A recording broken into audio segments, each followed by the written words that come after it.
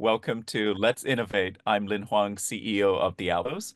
I'm thrilled to have our partners from Anitian with us today to explore the future of FedRAMP. Anitian is a compliance automation company that helps SaaS companies achieve FedRAMP compliance in half of the time and half of the cost of traditional methods.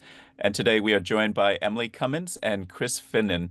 Emily is Director of Security and Compliance Services. She specializes in guiding innovative SaaS company through FedRAMP authorization and advising CTOs and CISOs and business leaders on best practices.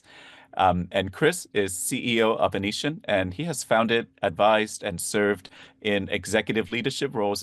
Chris served in the U.S. government in various cybersecurity and operational roles on the national security and the DoD. So just want to provide everyone background of amazing speakers here today. So we'll start out Fed 101. So this is foundational knowledge, offering a comprehensive overview of the program, its key control and requirements, an actionable step to help you get started.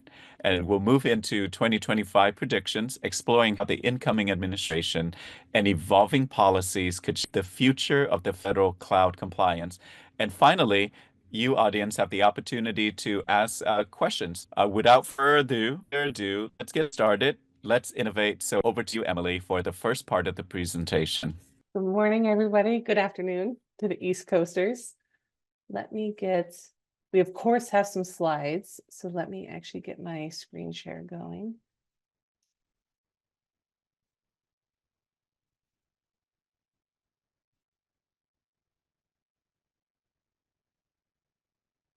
Over here. Full screen this. Is coming across okay? Let's go for it. Okay, excellent. So a little bit about myself. You heard a little bit from Lynn. Thank you for the introduction. I appreciate it. I've been in the FedRAMP space for over 10 years, which is such a shock to say now that it's December of 2024. My original background came out of school as engineering, was at Philips doing engineering, traditional on-premise data center security engineering. And 2014 is when I moved into the cloud, and it almost was happenstance that it ended up in FedRAMP. And for those who know me, it was almost a long-running joke that I stayed in FedRAMP for as long as I did. But now that we're here, it has been such a ride, and I have really enjoyed seeing the changes that have come up over this last year in 2024 with, well, Rev 5 in 2023, and then Rev 4, you changed the FedRAMP director over. There's a lot of new pilots, a lot of embracement of how to make the program more agile, but that's really more over in Chris's section at the end of this. So to really help set an understanding of where did FedRAMP come from, what's the purpose of it, and potentially, if you're looking at going through the program, what does that mean for you? It tends to have a bit of, FedRAMP tends to have a bit of a reputation of a beastly, a very large, complicated, costly compliance program. I do tend to describe it as the highest watermark in the US in terms of compliance framework. It's one of the frameworks that, for good and for bad, really embraces controls, requirements around technology. So it's not just policies, documentation. It really digs into how is the infrastructure set up. But before we get to controls, where did FedRAMP come from? It's a little over 10 years ago. FedRAMP was really meant for, okay, cloud computing starting to be on the rise. FISMA has been out by now. But there's all these different methods that agencies were using to authorize, to make sure that these clouds could meet their degree of security so that those agencies could use that solution. FedRAMP really came from some folks down in the GSA and a couple of other folks in different agencies, and I don't want to call it their motto, but their call to action was this first line right here: audit once, use many. And that's been referred to time and time again over the last decade for FedRAMP of what is the purpose here? What are we trying to achieve? Because over the last decade, there have been, not all agencies play well together. Some folks want to live in their own cloud, but FedRAMP's really meant to be to share that space, to audit it once, so then all the agencies have that degree of trust that that cloud solution meets the requirements that are needed, but that's really the flagship of the program. It's meant to allow a cloud provider to go through an audit once, and then annual audits after that, but to go through an audit once, and then that opens up the market to all of the federal agencies, both on the defense and civilian side of the agencies. Part of that is this next point too, and I won't go bullet point by bullet point, I promise. Otherwise, we'll be here for an hour. I've only got you guys for about 20 minutes. So it's really meant to be a streamlined audit. So then we start to talk about, okay, who does these audits? Those are the 3 PAOs, and I have an acronym soup for this whole presentation. So those are third-party accredited organizations, but think of those as just, they're official auditors for the FedRAMP program. They're A2LA accredited. And how those auditors go about their business can be a little bit different. And that's part of what FedRAMP also looks for, is to streamline the audit process across all these different firms. Because these are firms who are they are independent, but they are also in the private sector space as well. So making sure that the standardization of the controls that are audited, that the processes, that the evidence that's gathered is similar to a degree across all these different auditing firms. It's a big piece of how FedRAMP also looks for this, with the FedRAMP PMO, who reviews these audit packages that come in. Finally, I mentioned this kind of at the early onset of this slide. What's been changing? So FedRAMP started in 2011, but there's been quite a few changes, and I would call them exciting changes. It could be a little bit dry bedtime reading for some folks. For me, I found it really exciting for all the changes in this last year. A lot of the embracement of Agile, I mentioned that. So let me describe one of those problems. So let's actually talk about somebody who was authorized, say, back in 2012. That's over 10 years of having a FedRAMP ATO. I would imagine that cloud has changed a lot in 12 years. So part of that, FedRAMP has this process called a significant change request, an SCR, for one of my many acronyms. So the significant change request is when a cloud wants to make a major change outside of their audit window. So I mentioned there's annual audits every year, and those also have a price tag. So cost, it always comes down to dollars, but the cost for the annual audits, that's a specific window of time. It's about 3 months out of the 12-month year. A significant change is when a cloud wants to add something net new, or subtracts a major piece, I suppose, but usually it's adding something net new to their boundary, to their feature set that they're offering to the agencies, but they don't want to wait for that annual audit. Now, if you can imagine, for the hyperscalers, for Microsoft, for Amazon, for Google, for IBM, for all those folks who have been in this program for quite a while, that can really become cumbersome because they have a lot of new features they want to add into their cloud frequently. And to have to go through this SCR process for every single one of those, that could be costly, both in time and dollars. It could just take a lot of time. So really what happened last year, and this is still undergoing, which is part of why it's exciting, there's this embracement of, okay, how can we make that process more agile? How can we do away with some of the overhead that's required? How can we streamline this whole thing so it's a better fit of the innovation of private sector, which is like pushing out deployments, who like to do that like multiple times a day, like every hour. I don't know if government will ever get to that, but how can we find a bridge between that degree of deployment and FedRAMP's degree of deployment, which is like you take a 4-month approval process to push something out. So trying to squish those together to find a compromise in the middle, that's one of those pilot programs that are undergoing. That's a great example. There's a couple more that are going on to try to speed up the FedRAMP process.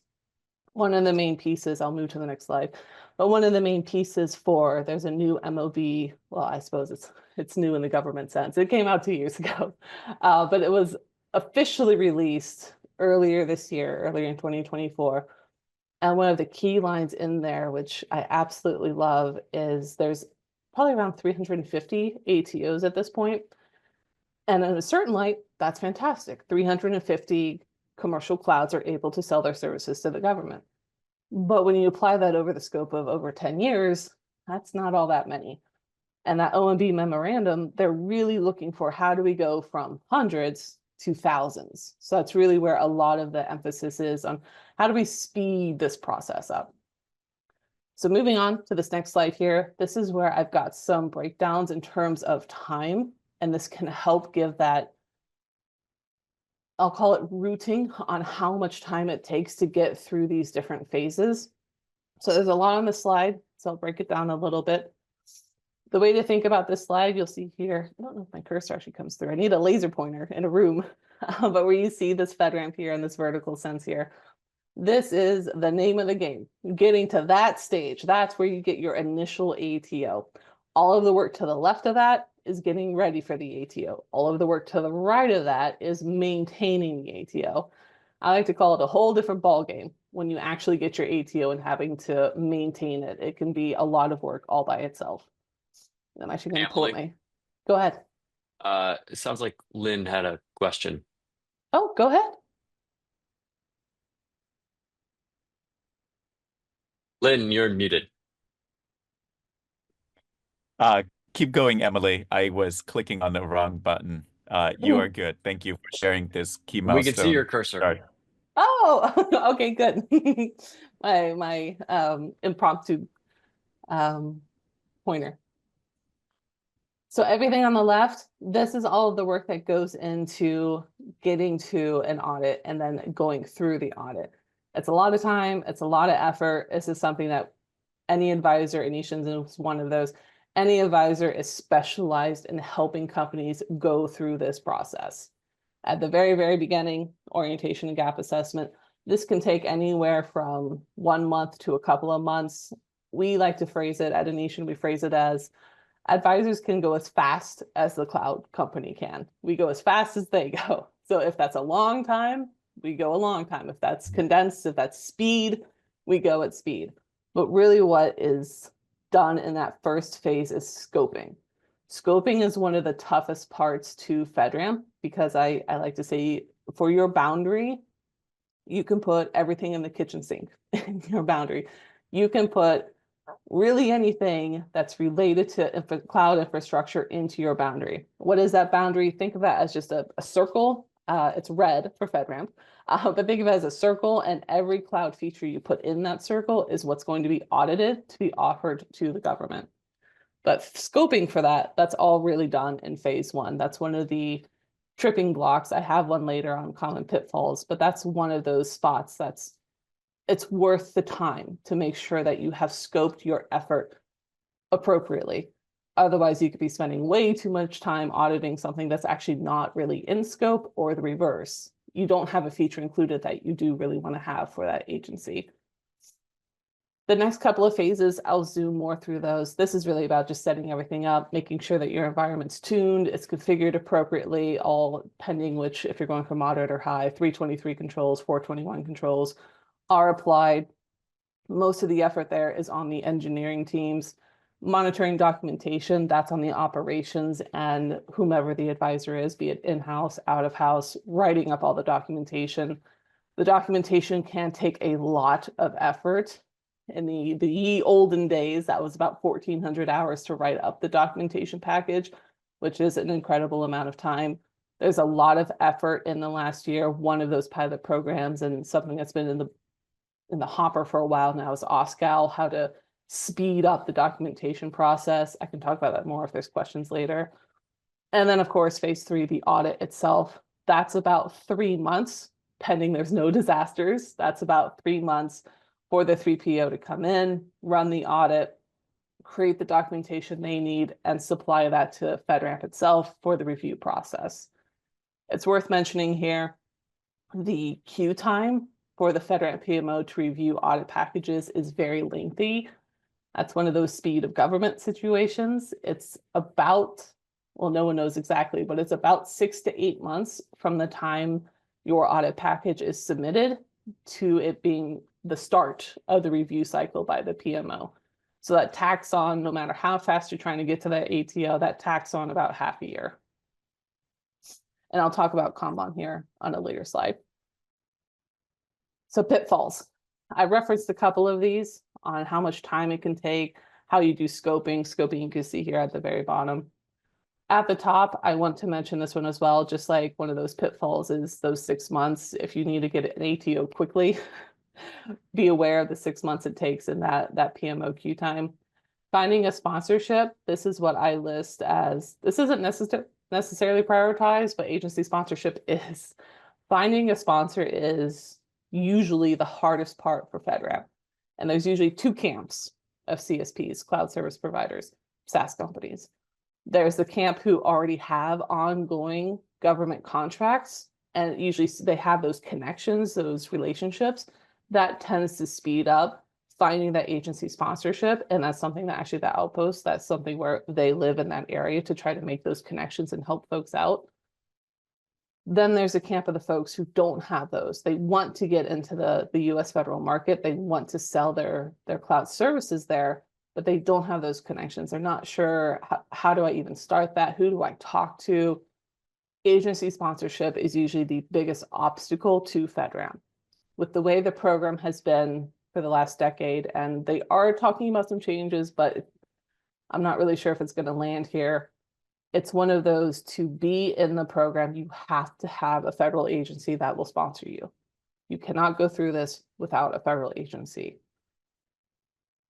The second two here, worth mentioning, vulnerability management.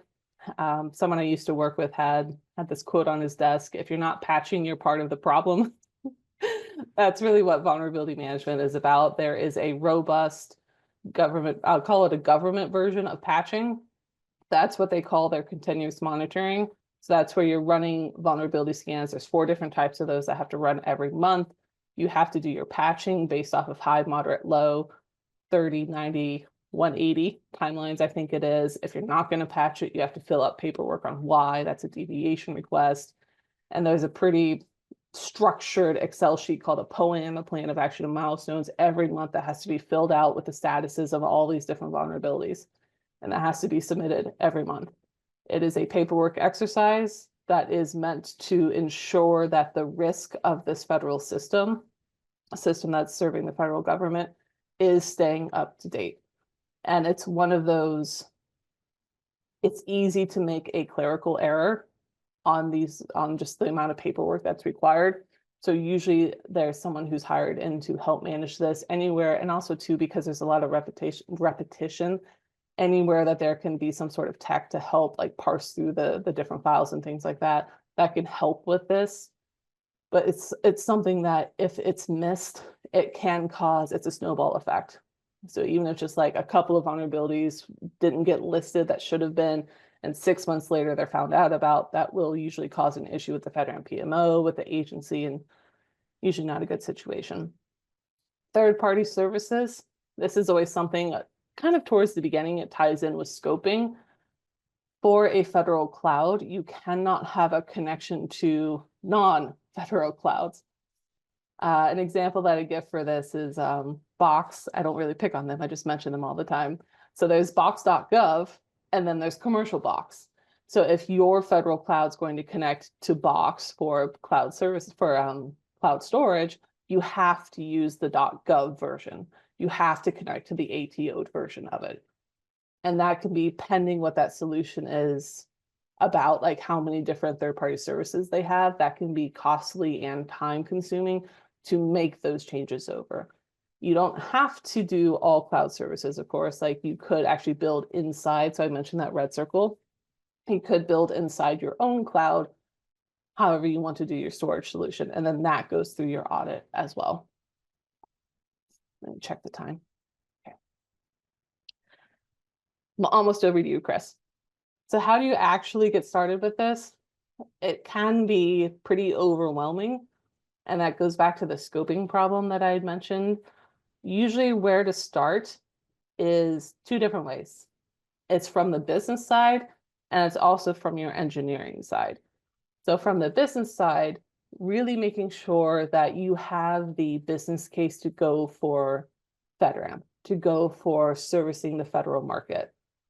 Typically, where I will see this, where I get questions from, is from some sort of CRO or a sales leader who's looking at the federal market, who has done the research on the numbers on where they think that their solution, their company can fit in and get to those dollars.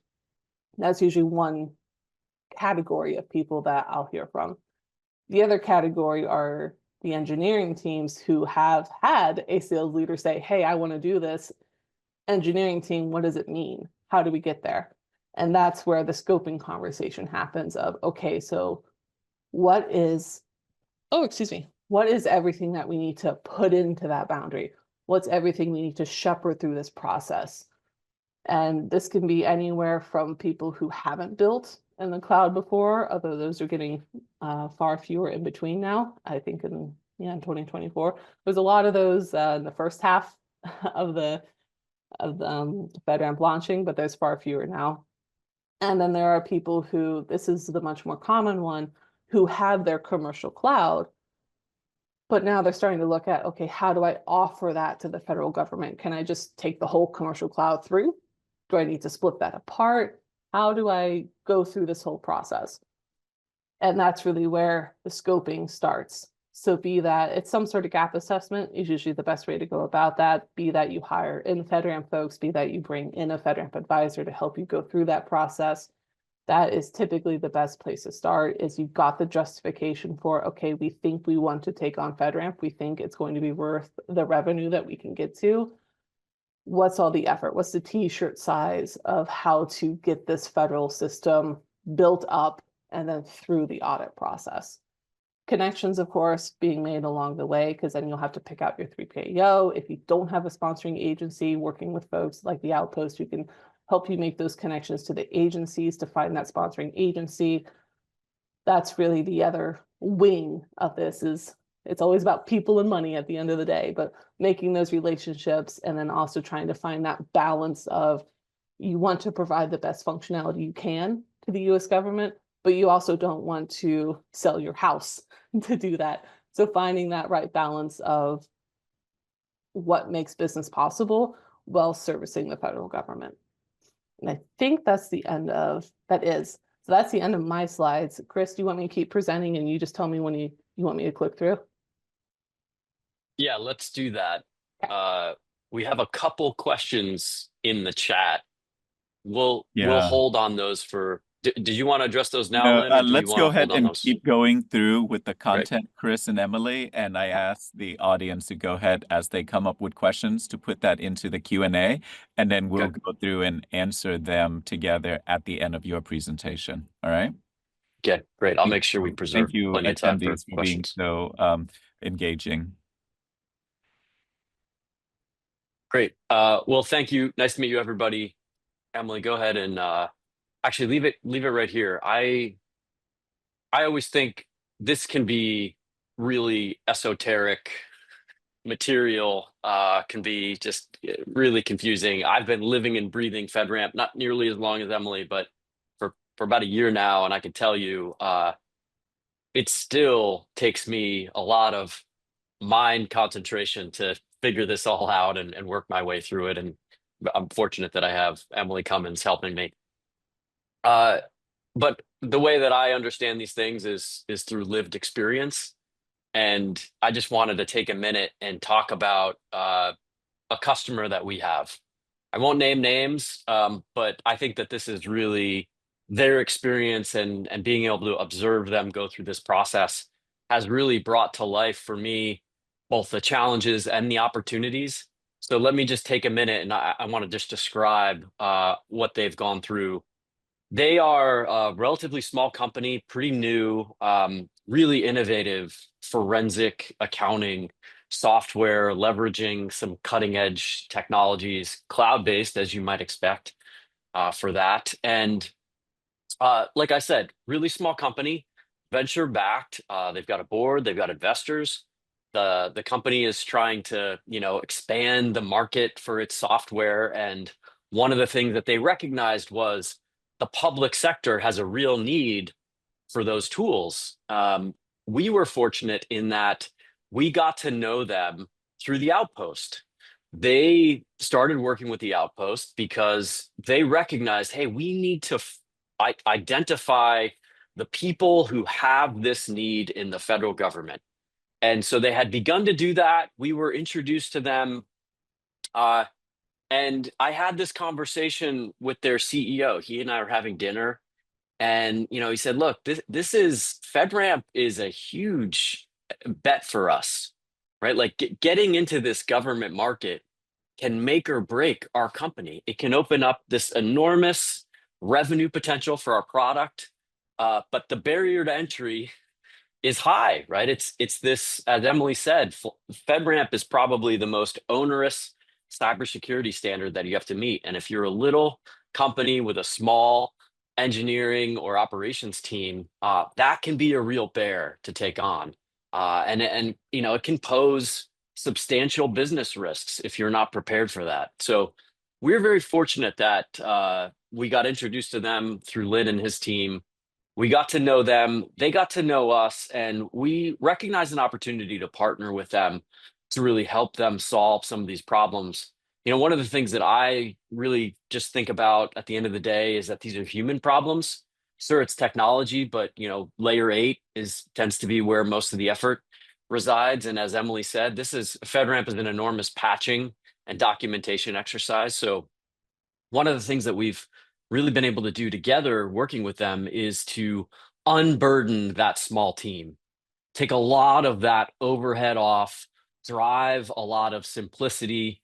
We're fortunate and we have a really robust automation stack that we can deploy into their cloud environment. That gave them about 87% of the controls they needed. And then we were able to work together to, again, minimize some of what they needed to do to complete that and get it to 100% compliance. So we're still working through that today. They're going through that program with us, but it has, unlocked a lot of possibilities. And in working with the Outpost, they have now been able to get into very substantive conversations with prospective buyers as sponsors for the program. So what I think is really cool about how they've done this is they've been able to parallelize a lot, but they're not going it alone. They've been able to leverage this team here to go and solve for both the business and the technical challenges. And I'll tell you, as we've gotten to know this company, it really does feel like we're a close-knit team who's working together to go and solve these business problems. So, I think the bottom line for me in that story is this is a huge opportunity, but it's also a huge challenge. And it's not necessarily one that is for the faint of heart. So you want to make sure that you have a good plan, that you're really intentional about it, and that you put in place all of those supporting elements that you're going to need to be successful. So I think what was really great about this company is they were so deliberative. They had a strategy and now they're executing it, and they're doing it very carefully and, again, as part of a team to go and ensure that they can solve it. So that for us has been a real win. And I think it's a real testament to what Lynn and his team are doing, because they're going and helping solve that really hard business problem.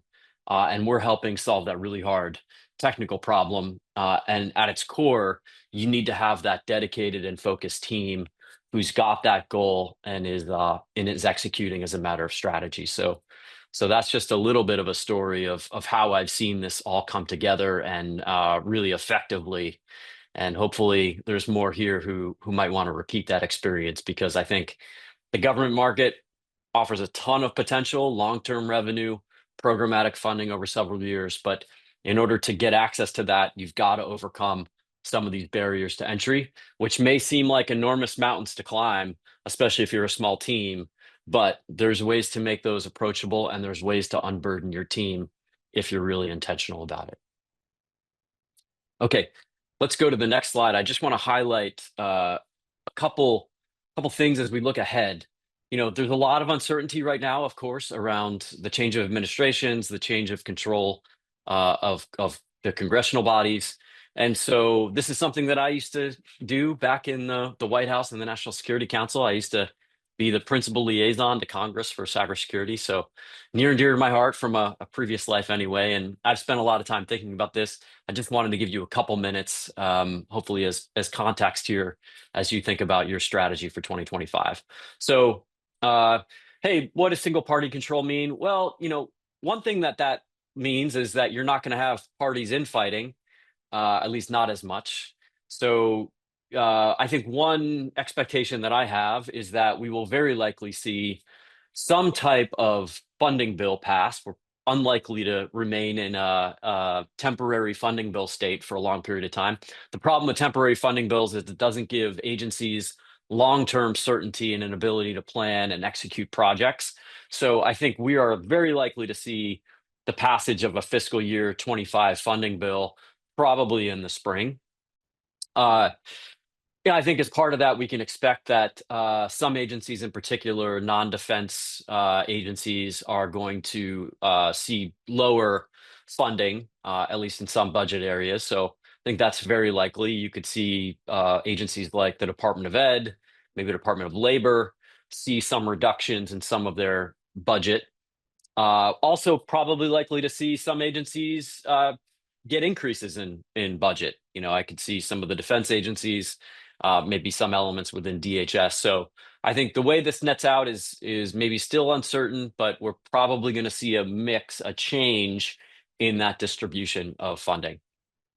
And then number 4, I think we're seeing increasing evidence that there's some thought by the Trump transition team and the Doge team, if I'm saying that correctly, in looking to streamline some of the regulations, some of these barriers to entry. As Emily mentioned, she really walked through that roadmap to streamline and scale FedRAMP.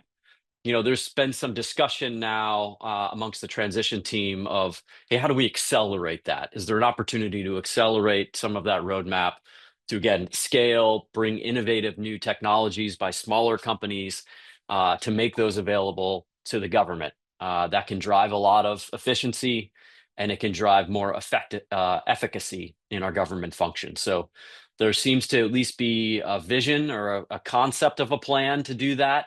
It'll be interesting to see how that bears out now in execution and what changes are made or what schedule is accelerated. Let's go to the next slide, please. So some predictions, the geopolitical risks that we're seeing, I think it's easy to predict that those will increase. We're going to continue to see an active war in Ukraine, and as a result of that, we've definitely seen a higher incidence of ransomware and targeted cyber attacks. We know that the Chinese PLA government, I should say, thirst for proprietary information is not going away to drive their societal modernization efforts. So we know that there's a lot of ongoing activity to steal data. And that is something, again, that we've seen the Trump transition team really index on. So we know the awareness of that threat will continue across administrations. As we saw happen from Obama to Trump 1 and then Biden, I think we're going to see a lot of continuity in the cybersecurity programs and focus because of those geopolitical risks. So FedRAMP and CMMC interdependencies. Here's another area where I think we're going to see some movement. We've heard a lot of discussion about FedRAMP and CMMC together. These two frameworks are sort of maturing, in parallel, and there's a real willingness, at least conceptually, to look for opportunities to harmonize, drive more reciprocity, look for those opportunities to lower the costs of either one of them when you've got systems that may be implicated by either one of them. So I think there's going to be some real opportunities in the future to start driving more harmonization across those frameworks. That's certainly something that we're looking at in terms of our technology and product roadmap. How can we service both of those? How can we offer solutions that are going to address both of those and therefore drive the cost down? Supply chain risk concerns. This is an area that's not going away. Ever since the Kaseya cybersecurity attack, this is something that CISOs in big regulated industries talk about all the time. I had a conversation with a CISO of a major telecom company several months ago, and he's looking at FedRAMP and making sure that his suppliers have a FedRAMP level of cloud security as a benchmark, because that helps him drive down his supply chain security risks. And that he's a private sector CISO in a major US telecom, but he is worried about cloud services that he procures and wants to ensure that they meet a FedRAMP level standard. So we're starting to see FedRAMP as a benchmark used across the board, not just by the government, but by industry. And then last, I think, unfortunately, this is an easy prediction to make, but ransomware attacks are going to continue because they're so lucrative.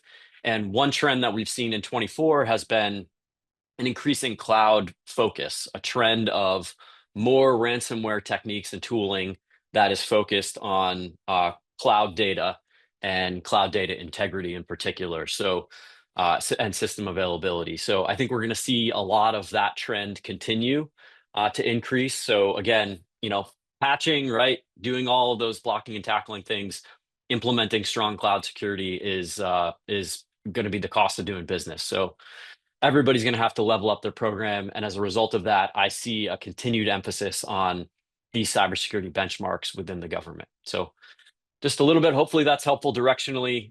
Let's now get into Q&A. Yeah, excellent. Thank you, Chris, and thank you, Emily. Really appreciate that. Administration's going to come and go, right? But at the end of the day, safety, cybersecurity, really strong cybersecurity footprint is very important. And especially with global power competition, that's going to continue to intensify in the coming years here. And I really appreciate you, Chris, for kind of talk us through at the beginning about the use case that you went through and really tying it together, and with Emily providing the foundation on FedRAMP 101. So this conversation is great. And I think a lot of our attendees here in the room are also very energized about this topic as well, because FedRAMP is hard for small business. And whenever we have a SWAT team like Anitian to come in and be able to help company go through that process as quickly as possible, as painless as possible, it's always better. So let's go ahead and start. Again, just quick reminder for all of our attendees. You can raise your hand to participate in the conversation. You can also put your question into the Q&A function so that we can call on you to ask you a question as well, or you can put anonymous and we will read the question on your behalf. I see top of the question here from John Abbey. John Abbey, do you want to go ahead and unmute and ask your question?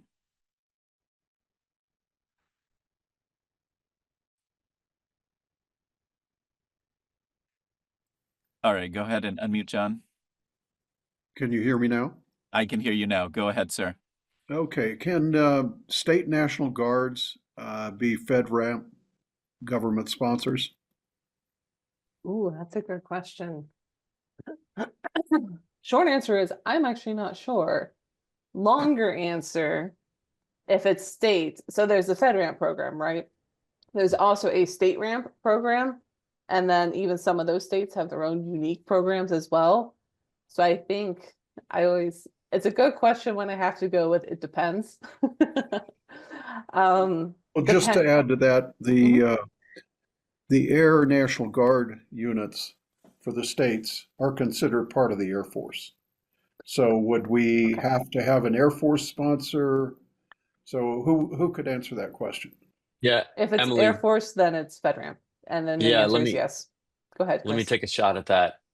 Yeah, John, if they're operating under Title 10, so meaning they are operating under federal authority for a federal mission, then yes, I believe the answer to that should be they can. It would, again, be under the authorization of DoD, or in this case, the Air Force. Similarly, sometimes they have Title 32 missions. So again, I think if they're under that Title 32 authority, operating in like a Homeland Security authority, they should also be able to do that. That might require some type of memorandum of agreement with the unit and the Air Force, or the unit and their DHS entity that they're supporting. So you'd want to clarify that. But as long as they're operating under that federal authority, that they should have, if not a direct ability to do so, they should have a partner, agency who's holding that authority, who can sponsor. Thank you. Thank you, John, for that good question. I think we've been so focused on the federal, and I think anytime you're working with a federal entity, it's probably going to be covered, but we're going to hone in more into that question. Swapna, you're up next. Thank you, Lynn. So, my question is, sometimes when you find an agency to sponsor your FedRAMP, your champions are not always so familiar with FedRAMP themselves, or they are kind of understaffed. How can we as a company support them in helping us get our FedRAMP? Good question. I think that comes up a lot in terms of, I mentioned 2 camps earlier for types of CSPs. There's also 2 camps of agencies. It's the agencies who participate in FedRAMP frequently, and then there's the agencies who haven't. For the folks who haven't, there's always the question of, okay, what do I need to do? And it's always related to, there's usually some degree of limited staff, there's competing priorities inside the agency, there's some degree of politics inside the agency as well. Really, it comes down to the ConMon part, which I had mentioned earlier. So those vuln scans, those poems that have to be done every month. That's really where an agency does have to be involved. Part of the requirements the agency takes on is reviewing that, is ensuring the degree of risk is acceptable to their own staff. So how to make that process easier is to, well, try to make your ConMon as straightforward, as streamlined as possible. So instead of having, big messy packages that have a lot of clerical errors, trying to make that as stamped out each month as possible is usually one of the best things to do to help out the agencies. Thank you. Awesome. Thank you, Emily.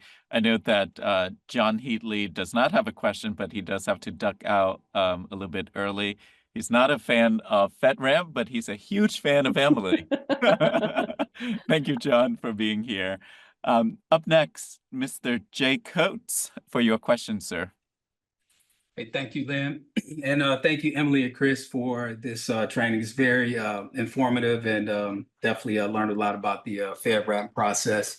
I have 2 questions for you. The first one would be, could you just kind of briefly talk through some of the common challenges organizations face during the FedRAMP certification process? And then the second one would be, what are some key risk areas that could derail the FedRAMP authorization, and how can they be mitigated? Thank you. I'll give a control as an example, and then Chris, do you want to give like a program level? So as a control one, I can't get away from any presentation without talking about encryption and FIPS. So for FedRAMP, I had mentioned earlier that it's one of those programs that, for good or for bad, really incorporates technology in terms of best practice security. How is it built out in the system, which I think is for the good part. I think that's fantastic. It could be debatable. For the bad part is, wherever you have encryption, it must use a very specific module. And that module has to be FIPS 140, it's now 143 accredited. It can also be on the NSA list, but most folks go with the FIPS one. Where that can be frustrating is the FIPS encryption modules, just like with FedRAMP, it's about a 9-month accreditation process, and that's once you actually put your module in there. So you have to go through this lengthy process of getting it all ready, getting the paperwork ready. And think of it as like a little mini audit for how your encryption works. Well, most CSPs don't do this, but for folks like Java, from Microsoft, who put their kernel modules through it. Wherever you have encryption, it has to have that specific module, and that module is usually lagging behind whatever the cutting edge of encryption is going to be. So that can be a pretty frustrating process for a lot of engineering teams, because you're using older technology that has different dependencies, and it's difficult to get those 2 things to mesh together, square peg round hole. If you've got these older libraries that have different dependencies that are trying to work with whatever their newer tech is. And there's very specific controls that are SC13, SC8, SC28, I think, that are all related to making sure you have encryption in transit at rest. And you also have to do hashing appropriately too as well. And that can usually be a pitfall for folks as they build out their solution. Thank you. Yeah, Jay, I'll take the programmatic level risk. And I'd say the biggest one is not having a clear plan, both in terms of, good alignment with that sponsoring agency. Again, I've seen the Outpost do this really well in making sure that you've got those, not just one-time discussion, but you've got a relationship built with that federal buyer, and ideally more than one who you're talking to, and because that is a process. That is not a one and done. That is a series of conversations where you really need to ensure that you're aligned against, that buyer's requirement, just like any other sales process. And that's what, I've seen Lynn and his team do really well, is helping ensure that you've got that good alignment. So that's one key area. You want to make sure you're well aligned, ideally more than one. And the second piece that I've seen, just again, end-to-end programmatically, you want to make sure that you have a good internal staffing and resource plan. So if you're going it alone, okay, great. Make sure you really understand the scope of what's going to need to be built and documented. If you're working with an advisor, whether it's us or another company, you want to make sure that you've engaged, you've done a gap assessment exercise together, and you have that project plan built of, here are the gaps that we need to address together, and here's how we're going to do it. Here are the stages. Here are the resources that we're going to need. You want to have that level of clarity so that once you press go, you're not going to get stalled out, right? You're not going to pause, because that's when things can really go off the rails. So make sure you've got that clear end state. Make sure you've got the means of how you're going to get there well planned out. The companies that do that well and have that plan really well baked, those are the ones who execute this efficiently. And believe me, you want to do this. Emily said, you can do this in a year or less if you really have your stuff together. Make sure you've spent time planning out, because once you hit execute, you can be really efficient moving through it when you've got those pieces in place. So that's my general guidance anytime anybody asks me that question. Hey, thank you, Chris. Thank You you, got it. Chris. I think we have a few lightning rounds questions here, pretty straightforward. I think up next is, I see Sam Perry. Go ahead, Sam. Thank you, Lynn. Hey, Chris and Emily. My question is, how would someone find a sponsoring agency for FedRAMP? Oh man, that's that's a $64,000 question. Although I suppose that's more of a $5 million question. Actually, that may be better suited for Chris or for Lynn, actually. Happy to start, Lynn. I'll toss it over to you. Yeah, Look, absolutely. Sam, this is a really, the holy grail, right? And from personal experience and professional experience is working with companies like the Outpost, and especially working with departments and agencies, really listening to their needs and concern when it comes to cybersecurity and cloud compliance. And speaking with folks in the innovation office, speaking with the CIO office or the CTO office, and really understanding what their priorities and the challenges that they face, and most importantly, the use cases, right?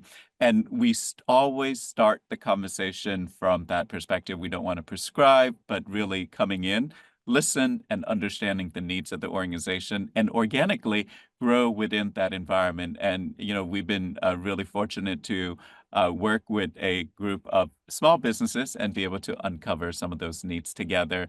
And for me, so it's really start from that kinds of basic level of understanding, especially champions and advocate from inside the innovation office, so that they can bridge those connections to those departments and agencies and users and stakeholders, and understanding the needs. And that's how we've been really successful at identifying the need and confirming the sponsoring stakeholders so that they can move forward in this department.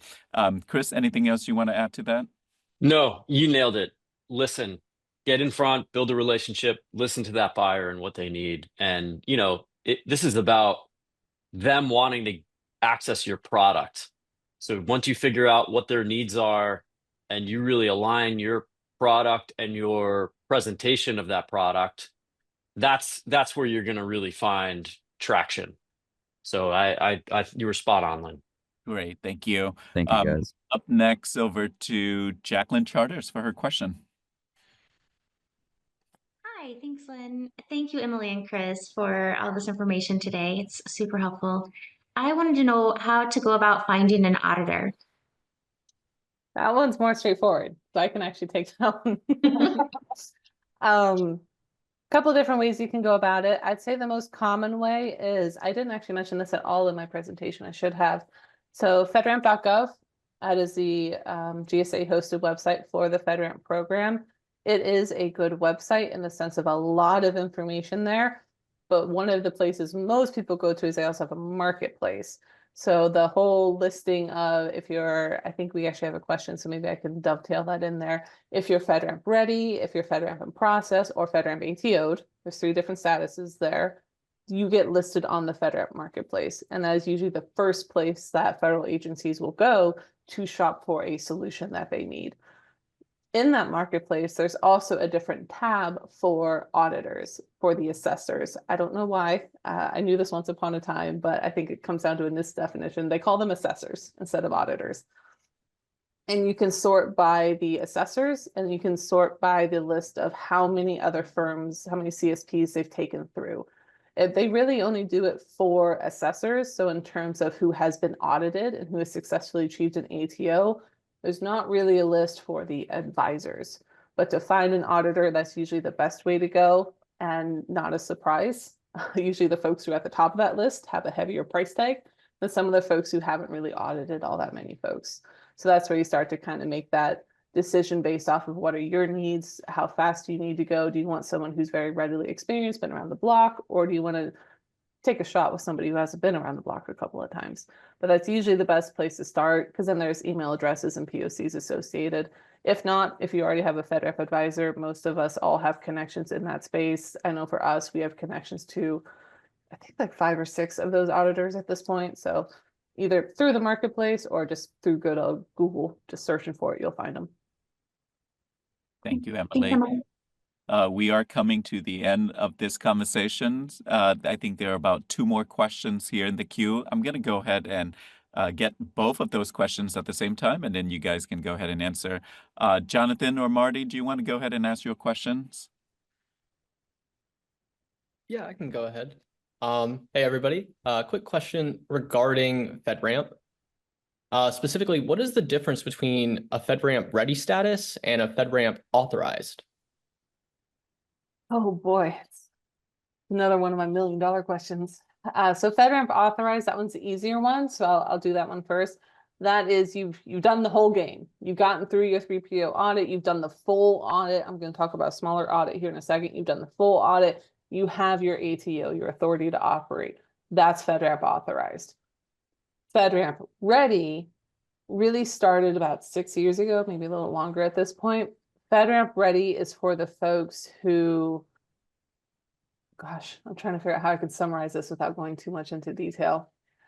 The original purpose of FedRAMP ready doesn't actually apply anymore. So I'll just state that and move that to the side. How folks tend to still use FedRAMP ready is when they don't have a sponsoring agency quite yet. So FedRAMP ready means that you go through a smaller version of an audit. It's about, I would say, about 1/3 to 2/3 of the size of the full audit. And you go through that, you do have to have an auditor involved in that. And you come through that with your audit report. It does get reviewed by the FedRAMP PMO, and then you're listed on that marketplace I mentioned for 12 months. And that's usually a big leg up to show to any sponsoring agency you're trying to land of, hey, we are taking this program seriously. We have a degree of maturity. Here's our FedRAMP ready status. All we need for you guys, the sponsoring agency, is just to agree to sponsor us, and then we can go do the full enchilada. But that's usually how the FedRAMP ready is used these days. Good. Thank you for tackling that also difficult questions, Emily. I think those are all of the questions that we have in the Q&A box, and I think I call on everyone already. So, first of all, thank you all for joining us today and taking the time to explore FedRAMP together and federal cloud compliance. Emily and Chris did such a great job with laying out the foundation, the foundational knowledge on that, and really specific use cases and insights and prediction into 2025. I think with new administration is going to represent a huge opportunity, and especially for small business, right? FedRAMP is really hard, challenging. Anitian is the SWAT team. Considering them, talk to them. They'll be able to help get all of us through that process. So we hope the insights shared during this session provide really valuable guidance and actionable steps to help you navigate this essential space. We covered a lot today, and during the questions, this interactive Q&A highlighted just how important this topic is to small businesses. So we really appreciate and grateful for your participation. If you have further questions or would like to schedule a one-on-one discussion, don't hesitate to reach out. We are here to help. Thank you again for being part of today's discussion. We look forward to seeing you, how you apply what you've learned today, and excited to support you on this journey. Thank you for joining the call, and wishing you all a wonderful holiday season. Thank you, everyone.